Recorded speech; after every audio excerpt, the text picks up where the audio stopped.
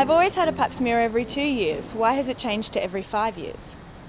If you've had a negative cervical screening test, you're at very low risk of cervical cancer for quite a long time, because cervical cancer takes a very long time to develop. So even if, for example, you were infected with HPV, the virus that causes almost all cervical cancer, the day after your screening test, it's extremely unlikely that anything would develop for the next 5 years. It would probably clear by itself, and if it didn't, it would be picked up by your next screening test. How's the new test different to the pap smear? Well, from your perspective as a woman, the procedure will be the same as it currently is. A doctor will take a sample of cells from your cervix and send them to the laboratory.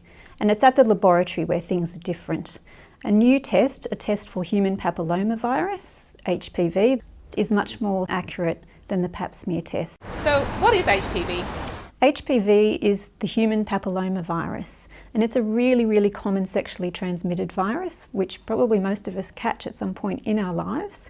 But in most cases, we don't even know that we have it because our immune system clears it by itself. But in some rare cases, the virus can persist and over a very long period of time may eventually cause some cancers, in particular cervical cancer. What about cervical cancer that's not caused by the human papillomavirus? Cervical cancers that aren't caused by HPV are extremely rare, and usually they're not detected by any screening test. Most frequently, cervical cancers that aren't caused by HPV are detected by symptoms, and that's why it's really important that if you do have any symptoms, like bleeding between your periods, that you speak to your doctor about that as soon as possible. And that's regardless of how long it's been since your last cervical screening test, and regardless of how old you are. If I've been vaccinated, do I still need to have the screening test?